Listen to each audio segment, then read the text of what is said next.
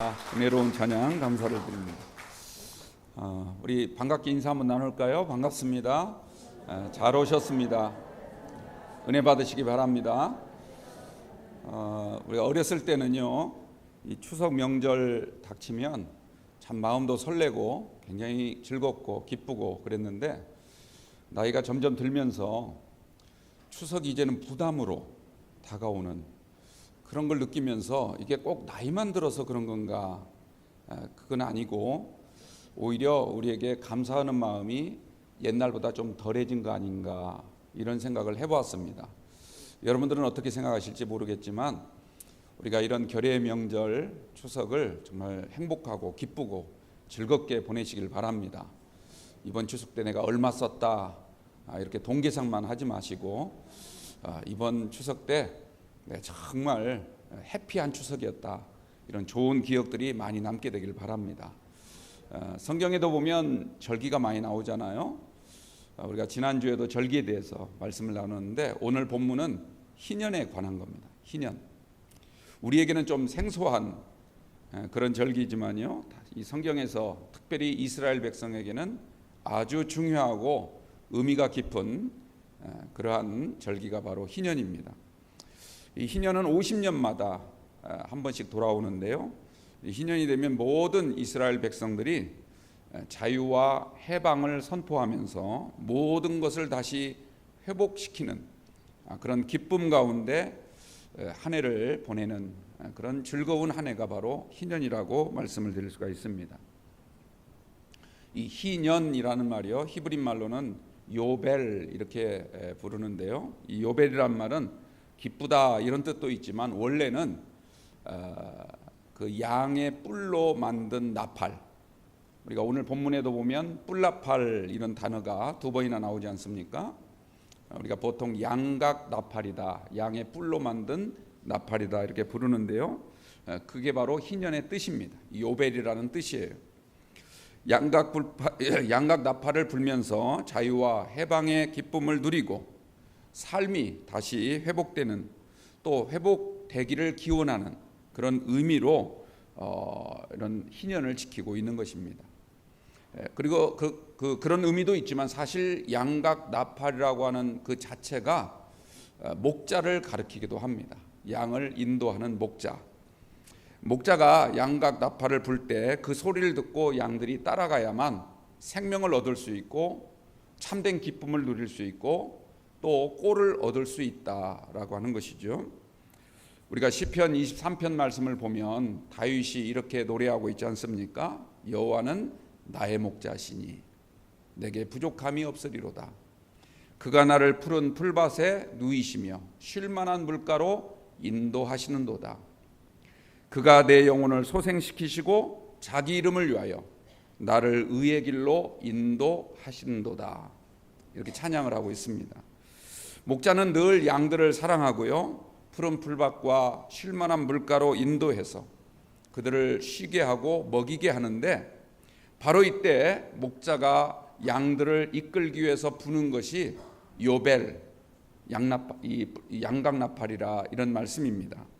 그러므로 이 나팔을 가지고 있는 자, 나팔을 부는 자, 이자야말로 우리의 생명을 지키는 자고 우리의 영혼을 소생시키는 자이며 의의 길로 인도하는 자이고 우리에게 축복과 안식을 준다. 이 사실을 우리가 꼭 기억하게 되기를 바랍니다. 다윗은 하나님, 여호와 하나님이 나의 목자이십니다, 이렇게 고백을 하고 있는 것이죠. 오늘 우리도 주님만이 나의 목자이십니다, 이런 고백을 날마다 하게 되기를 원합니다. 주님이 우리를 위하여 나팔을 불 때마다 그 나팔 소리를 듣고 따라가는 저와 여러분들이 꼭 되시길 바랍니다. 세상에서 가장 불쌍한 사람이 누군가?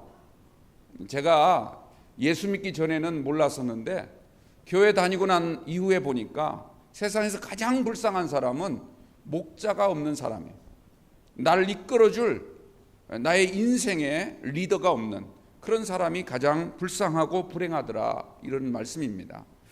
오늘 말씀 보면 뿔나팔을 크게 불어서 희년을 거룩하게 하면서 그 땅에 사는 모든 주민들을 위해 자유를 공포하라, 이렇게 말씀하고 있습니다. 왜 자유를 공포하라고 말씀하시는가? 당시에는요, 이 자유 없이 사는 사람들이 의외로 많았던 것입니다. 자유 없이 이 하나님이 주신 이 자유의 은혜, 이것을 누리고 싶어도 누리지 못하고 살아가는 많은 사람들이 있었다는 것이죠. 한마디로 자유를 상실한 사람들, 그런 사람들에게 자유를 공포하라고 말씀하고 있습니다. 그러면 왜 그들이 자유를 잃었는가? 여러 가지 이유가 있겠지만 그 가운데 가장 큰 이유는 바로 가난 때문이었습니다. 가난 때문에. 가난이 계속되니까 빚을 낼 수밖에 없고, 그 빚이 계속 늘어나가다 보니까 이제는 하나님이 조상들을 통하여 주신 기업, 유업도 다 팔아야 했고, 심지어는 자식들 몸까지 팔아야 됐고, 더 나아가서는 자기 몸까지 이제는 노예로 팔 그런 지경에 놓이게 된 겁니다. 결국은 많은 사람들이 노예가 될 수밖에 없었고, 그 결과 하나님이 우리에게 주신 놀라운 자유의 은혜를 잃고 사는 사람들이 의외로 많았던 것입니다. 당장 먹을 게 없어 굶주린 처지가 되면 궁여지책으로 땅을 팔 수밖에 없었던 것이죠. 그런데 문제는 이들 중에는 아무리 힘쓰고 노력해도 빚을 도저히 갚을 수 없는 형편에 놓이게 되더라는 겁니다. 오히려 빚이 또 다른 빚을 져야 하는, 그러므로 말미암아 가난이 대물림되는 이런 악순환이 계속되었던 것입니다. 하나님은 바로 이런 사람들을 위해서, 자기 힘으로는 도저히 빚을 청산할 수 없는 이들을 위하여 하나님은 희년을 제정하셨던 것입니다. 그들이 진 모든 빚을 탕감해주고 노예로 팔린 자가 있다면 그들에게 자유의 몸이 되도록, 그래서 그들의 삶이 다시 회복될 수 있는 기회를 주라고 하나님께서 성경에서 말씀하고 있는 겁니다. 왜 그렇게 말씀을 하실까? 왜 자유를 공포하라고 말씀하실까? 여러 가지 이유가 있겠지만 가장 중요한 이유는요, 아주 간단해요. 갚을 게 없으니까. 도저히 갚으려고 해도 갚을 게 없는 그런 사람들에게는 자유를 주라는 겁니다. 자기의 힘과 노력으로는 이제 도저히 안 되니까 그들에게 모든 빚을 탕감해주고 자유를 주라고 하나님은 말씀을 하십니다. 내가 너희를 저 애굽 땅 노예로 살던 너희들을 하나님께서 강한 손과 편팔로 구원해 주셨다는 사실을 기억하라는 겁니다. 아무런 공로도 없는 너희들을, 아무런 하나님께 한 행위가 없는 너희들을 하나님은 사랑하여 주시고 긍휼을 베풀어 주셔서 너희에게 자유를 주고 구원의 은혜를 주고 이 생명의 땅, 축복의 땅으로 인도했다는 사실을 너희들이 기억하고 하나님의 은혜를 생각하며 그들에게 자비를 베푸는 삶을 사는 것이 하나님의 백성으로서의 마땅한 모습이라는 것입니다. 너희 중에 단 한 사람이라도 하나님의 이런 은혜를 입지 않은 사람이 어디 있느냐? 하나님은 묻습니다. 그렇기 때문에 그들의 빚을 다 탕감해주고 자유의 몸이 되게 하는 것, 이것은 곧 하나님의 뜻임을 분명히 각인시키고 있는 것입니다. 그러나 여러분들, 우리가 이 희년에 대해서 절대로 오해해서는 안 될 게 있습니다. 빚진 모든 채무자들의 그 모든 빚을 다 탕감해 줄 것을 명하고는 있지만 빚진 모든 채무자들에게 다 해당되는 것은 아니라는 것입니다. 두 가지 예외가 있습니다. 하나는 뭐냐면 자기 힘으로 갚을 게 있는 사람, 내 힘으로 갚을 게 있는 사람이라면 그 빚을 갚도록 노력해야 되는 것이죠. 갚을 게 있음에도 불구하고 희년이 될 때까지 갚지 아니하고 숨겨둔다면 그것은 하나님이 아십니다. 우리가 여러분들 마태복음 18장 말씀 보면 1만 달란트 빚진 자 이야기가 나오죠. 임금이 다 탕감해 줬습니다. 그런데 어떻게 했습니까? 그 사람은 가만히 보니까 100데나리온이라는 돈을 친구에게 빌려줄 정도의 형편은 된 거예요. 비록 1만 달란트는 갚을 수 없지만 100데나리온이라도 있다면 갚아야 되는 것이죠. 남에게 빌려줄 정도의 처지는 되면서 하나님께 진 빚은 갚지 않는다? 이것은 말이 안 되는 것입니다. 여러분들, 우리가 희년이 대단히 큰 은혜이긴 하지만 그러나 빚을 갚을 수 있는 능력 있는 사람은 그 희년이 되기 전에 반드시 갚으라고 하나님은 명하고 있는 줄로 믿습니다. 두 번째 예외 조항이 있는데 그건 뭐냐면 내 힘으로는 도저히 갚을 수 없지만 자기의 가장 가까운 친족 가운데 그 빚을 대신 갚아주겠다고 나설 경우는 그 빚을 갚아야 되는 겁니다. 빚을 대신 갚아주는 자를 성경에서는 기업 물을 자라 이렇게 말을 합니다. 우리가 룻기를 보면 보아스라고 하는 사람이 이 나오미가 진 모든 빚을 다 대신 갚아줌으로써 룻과 결혼을 하는 그런 아름다운 사랑 이야기가 나오죠. 여러분들 기업을 물으는 사람, 이것을 히브리 말로는 고엘 이렇게 부릅니다. 이 말은 아주 중요한 말이에요. 고엘. 여러분들 우리의 빚을 누가 갚아주셨는가? 주님이 갚아주셨어요. 주님은 우리를 위한 고엘이 되어주셨다는 사실을 우리는 반드시 기억하시기 바랍니다.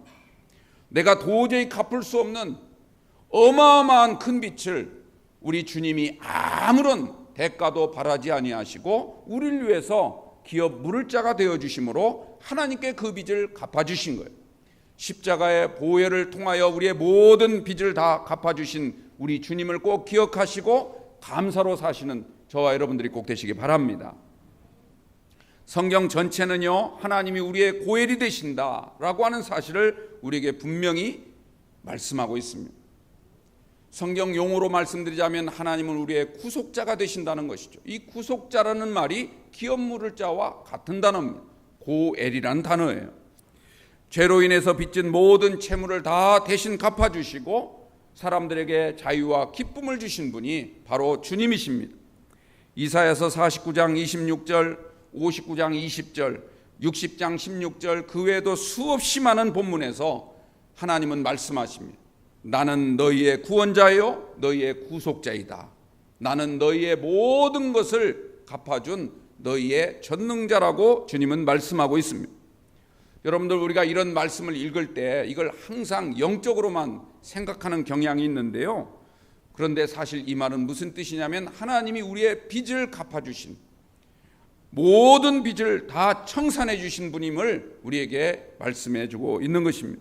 왜 전능자라고 말씀합니까?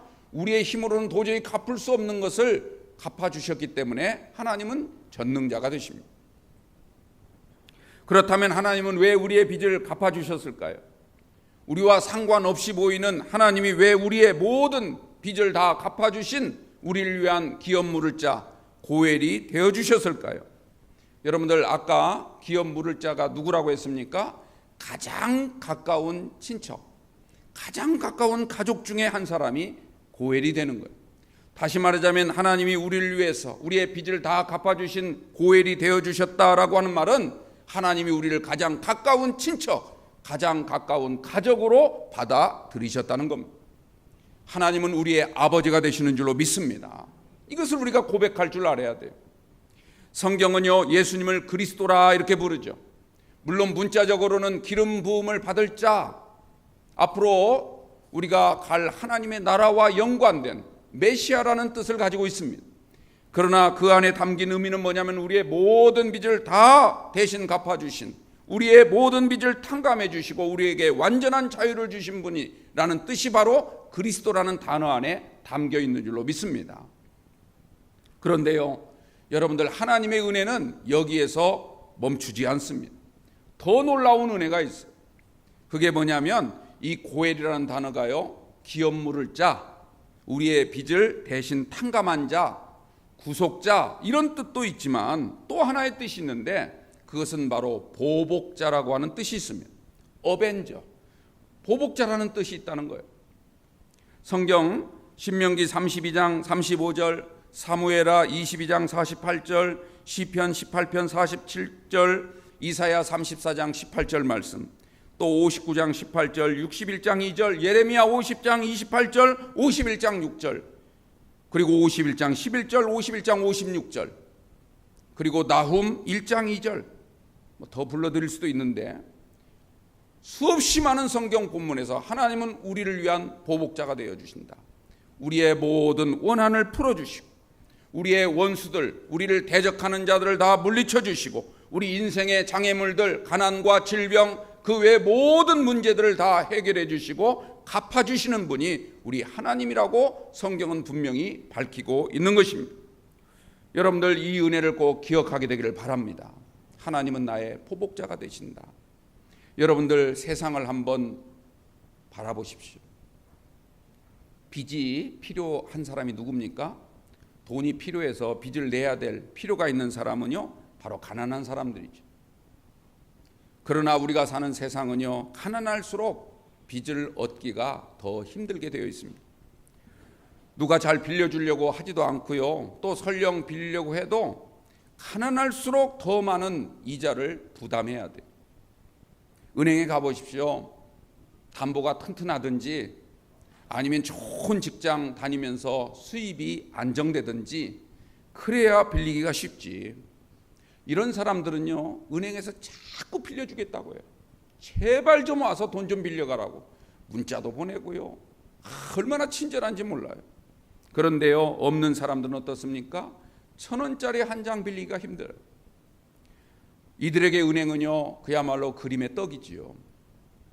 생계가 어려운 사람에게는 아주 쌀쌀하고 생활이 넉넉한 사람들에게는 아주 환영하면서 돈을 가져가라고 하는 그런 이상한 시스템 속에서 우리가 살아가고 있는 겁니다. 이것이 바로 은행이고 이것이 바로 우리가 살고 있는 세상의 현실이에요. 이게 과연 정상인지 아니면 이것을 비정상으로 생각하는 내가 잘못된 것인지 저도 어떨 때는 참 헷갈릴 때가 많습니다. 오늘 희년에 대한 하나님의 말씀을 한번 보십시오. 여러분들 이 말씀 안에는 이스라엘 백성들에게 생활 기본권을 책임지라고 주님은 명령하고 있습니다. 생활 기본권, 기본적인 살림살이를 보장해 줘야만 한다는 하나님의 뜻이 오늘 이 말씀 가운데 담겨 있는 것입니다. 예전에 우리나라에서도요, 경제 민주화 이런 이슈가 있었죠. 요즘에도 물론 없는 것은 아니지만 경제 민주화란 말도 굉장히 중요한 말이긴 한데요. 그런데 하나님은 우리에게 경제 민주화 정도가 아니라 경제 기본권을 책임지라고 말씀하십니다. 경제 기본권, 개인에게 그리고 국가에게 그리고 교회를 향하여 우리 말고도 이 세상에 사는 많은 가난한 사람들, 어려운 사람들의 경제 기본권을 책임져야 한다. 그래야 그 사회가 부강해지고 그래야 그 사회가 안정되고 그래야만 그 사회가 하나로 통합될 수 있다라고 성경은 우리에게 가르쳐주고 있는 것입니다. 그리고 그 구체적인 실천 내용을 한번 보십시오. 굉장히 급진적이죠. 땅은 원래 주인에게 돌려주고 빚은 다 탕감해 줘야 됩니다. 노예는 풀어주어 자유를 주라고 말씀하십니다. 심지어 오늘 본문 말씀 보니까 희년이 되었을 때는 파종도 하지 말라고 합니다.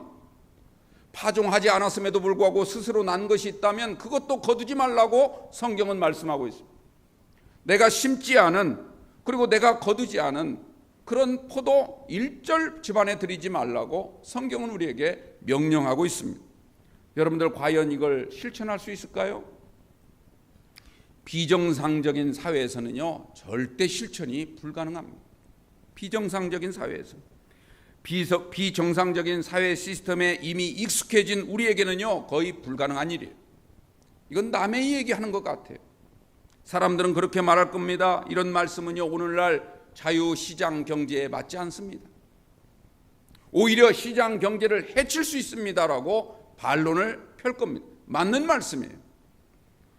따라서 이런 일을 가능하게 하려면요, 먼저 우리가 정상적인 생각을 해야 돼요. 하나님이 왜 이런 명령을 하셨을까에 대한 깊은 신앙의 고민이 있어야 되는 겁니다. 하나님의 뜻이 무엇일까? 이걸 분별하려고 하는 노력이 필요한 거예요. 그래서 우리의 삶을 다시 정상적인 구조로 바꿔야 되고 정상적인 가치관을 가져야 되고 정상적인 영성과 신앙의 사람으로 변화돼야 될 줄로 믿습니다. 그게 우선돼야 되는 거예요. 이것이 바로 희년 정신이고 이런 희년을 제정하신 하나님의 궁극적인 목적임을 우리가 반드시 깨닫게 되기를 주님의 이름으로 소망합니다. 오늘 말씀에 담긴 희년 정신, 희년 신앙이라고 볼 수 있는데요, 그 핵심이 무엇입니까? 저는 세 가지로 요약을 드릴 수 있다고 봐요. 그 첫째는 뭐냐면 하나님은요, 이 땅에 살아가는 사람들 중에 가장 없고 가난한 사회적 약자들, 병들고 남의 밑에서 살아갈 수밖에 없는 그런 여린 심령들을 절대로 가벼이 보시지 않는다는 것입니다. 그들도 다 하나님의 백성이고 구원받기를 원하는 줄로 믿으시기 바랍니다. 우리와 무관한 자라고 생각해서는 안 된다는 거예요. 우리와 함께 동시대 같은 공간에 살아가는 우리의 같은 형제 자매임을 우리는 반드시 인식해야 된다고 성경은 말씀하고 있는 것입니다. 그들이 가난해지고 병든 것, 이렇게 된 것이 그들만의 문제고 그들만의 책임이라고 여겨서는 안 된다는 것입니다. 우리 모두의 문제고 우리가 다 같이 짊어져야 될 공동 책임임을 성경은 우리에게 말씀하고 있는 것이에요. 당시에는요, 전쟁이 참 많았잖아요. 요즘도 그렇지만 당시에는 전쟁이 참 많았어요. 그러면 국가 간의 전쟁 가운데 누가 나갑니까? 많은 군인들이 나가게 되죠. 나가면 전쟁을 하다가 죽기도 하고 다치기도 하고, 그래서 불구의 몸이 돼서 오는 사람도 많았죠. 그런 사람들은 생활 능력이 현격하게 떨어지는 거예요.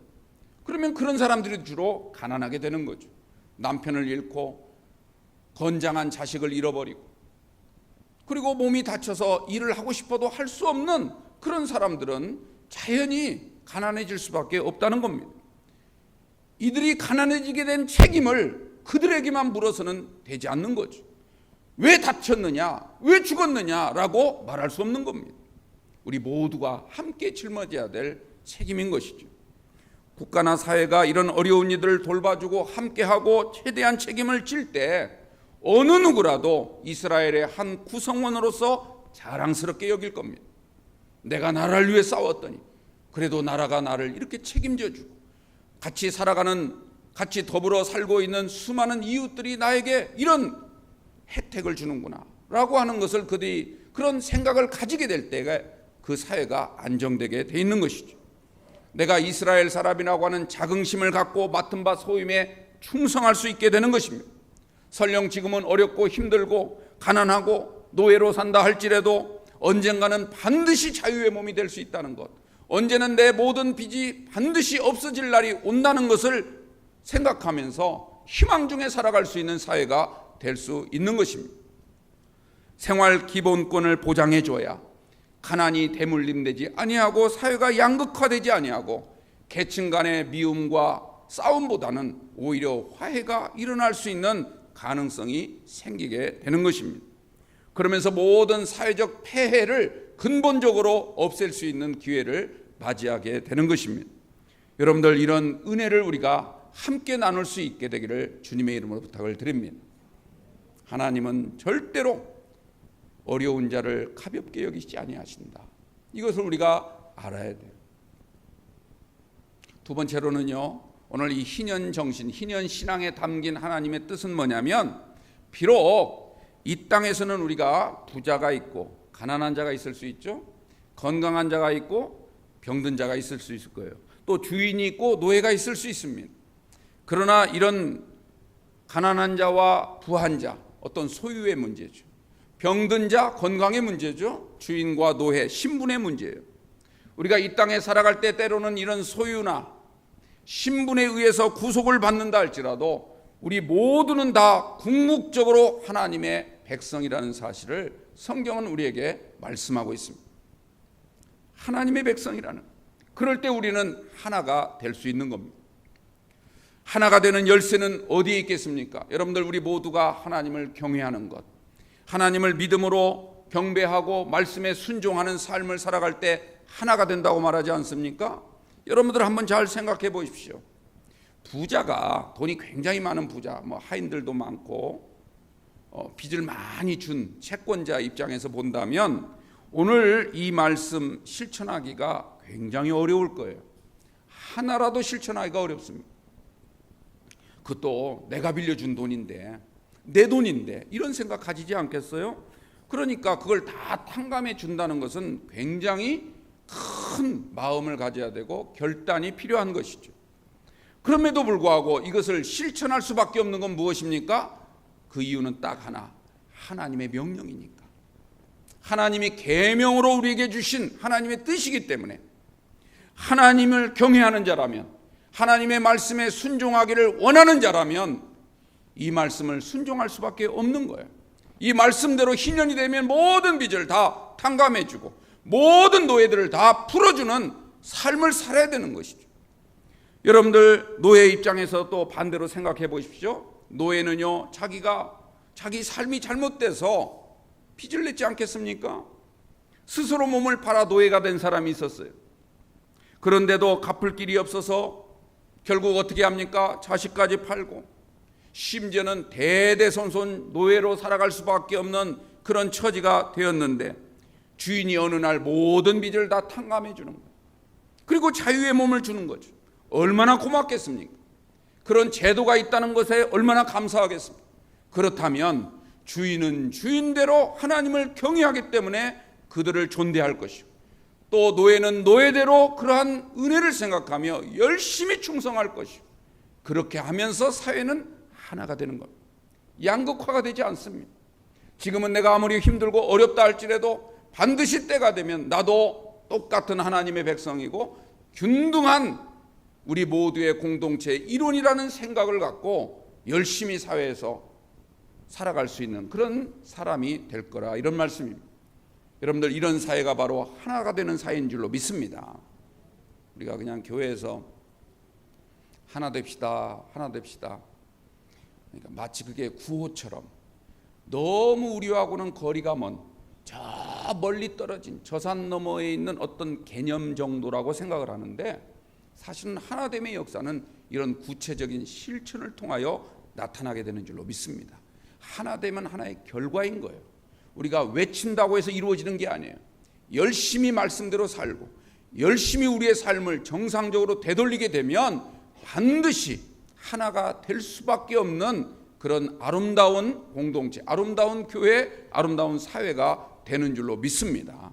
이런 나라가 결코 불가능하다고 생각하지 마시고 오늘 우리가 먼저 실천하고 우리가 먼저 행하게 되면 반드시 그 결과로 그런 열매를 따게 되는 날이 올 줄로 믿습니다. 마지막 한 가지요. 이 희년에 담긴 하나님의 뜻은 무엇일까? 저는요, 이 희년에서 느끼는 우리가 가져야 될 최고의 신앙은, 하나님의 백성은 오직 하나님의 종이 되어야 돼요. 하나님의 백성은 하나님의 종이 되어야 돼요. 우리의 소유도 마찬가지입니다. 내 소유가 아니에요. 내가 갚아주는 게 아니에요. 내가 빌려준 게 아니라 하나님이 빌려준 거고 하나님이 갚으라 하시는 거고, 그러므로 우리의 소유와 우리의 생명 모든 것은 다 하나님의 것이기에 나는 하나님의 종입니다. 나는 주님의 종입니다. 이 고백처럼 아름다운 고백은 없는 줄로 믿습니다. 우리는 다 주님의 소유가 돼야 돼요. 우리가 가진 소유도 다 주님 거예요. 잠시 내가 맡고 있는 것뿐이죠. 우리는 청지기에 불과한 거예요. 영원한 나의 소유가 어디 있습니까? 하나님을 경외하는 사람은 이것을 믿고 이 믿음대로 실천할 때 하나님의 놀라운 은혜와 축복이 우리 가운데 쏟아 부어지게 될 줄로 믿습니다. 사람이나 재물을 단지 경제적인 가치나 소유의 개념으로 대해서는 안 됩니다. 우리 모두는 다 하나님의 소유고 하나님의 종이라는 사실을 믿고 우리가 하나님 앞에 예배할 때 하나님은 우리의 모든 삶을 책임져 주시고 우리를 더 큰 영생의 나라로 이끌어 가시는 줄로 믿습니다. 여러분들, 자식도 내 자식인 것 같지만 절대 그렇지 않아요. 내 소유가 아니에요. 하나님이 어느 정도 자랄 때까지 키우도록 나에게 선물로 주신 거에 불과한 거예요. 우리는 열심히 하나님의 뜻대로 하나님의 말씀을 가르치며 양육시킬 책임이 우리에게 있는 겁니다. 여러분들, 아담과 하와를 잘 생각해 보십시오.